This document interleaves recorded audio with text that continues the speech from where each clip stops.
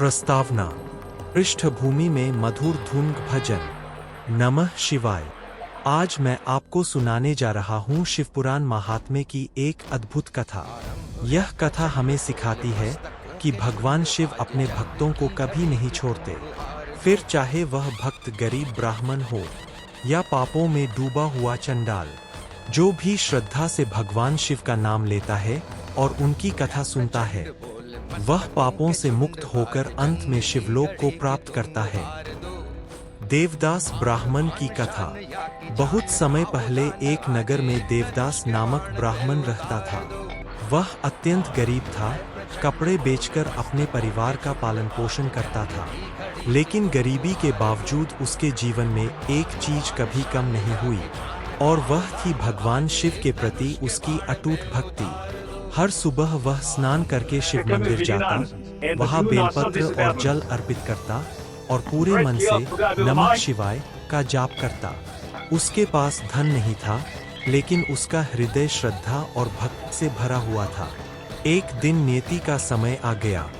देवदास ब्राह्मण मंदिर में बैठा भगवान शिव की पूजा कर रहा था। अचानक उसकी मृत्यु हो गई। अब जैसे ही उसकी आत्मा शरीर से अलग हुई, यमराज के दूत वहां प्रकट हो गए। उन्होंने देवदास को बांध लिया और यमपुरी की ओर ले जाने लगे। देवदास भयभीत था, परंतु तभी कुछ अद्भुत हुआ। अचानक वहां से दिव्य आभा निकली और भगवान शिव के दूत प्रकट हुए।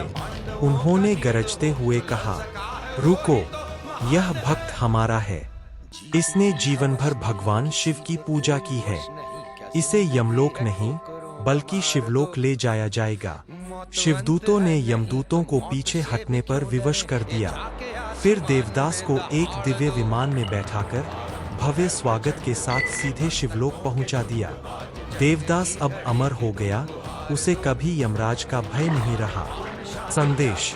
जो भी व्यक्ति श्रद्धा और प्रेम से भगवान शिव की पूजा करता है और शिवपुराण का श्रवण करता है, मृत्यु के बाद यमदूत उसे छू भी नहीं सकते। भगवान शिव स्वयं अपने दूत भेजकर उसे अपने धाम ले जाते हैं। चंडाल की कथा। अब सुनिए एक दूसरी कथा। एक नगर में एक चंडाल रहता था। वह अत्यंत पापी और दुराचारी था। हत्या, चोरी, व्यभिचार ऐसा कोई पाप नहीं था जो उसने न किया हो।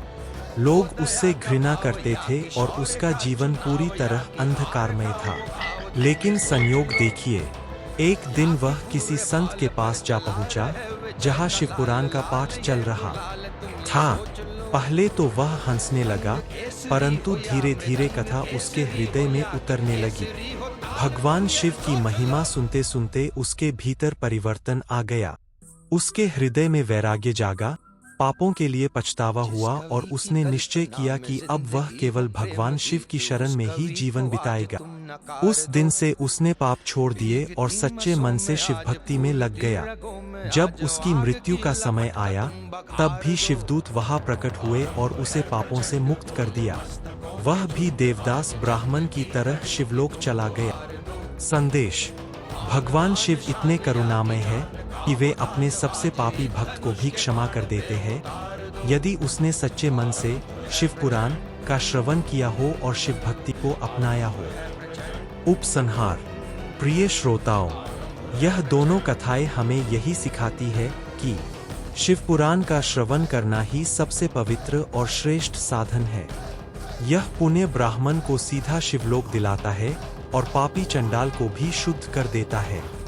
भगवान शिव केवल पूजा में अर्घ्य और जल से प्रसन्न नहीं होते, वे उस प्रेम और श्रद्धा को देखते हैं जो हमारे हृदय में है। इसलिए आइए हम सभी नित्य नमः शिवाय का जाप करें, शिवपुराण की कथा सुने और अपने जीवन को सार्थक बनाएं। हर हर महादेव।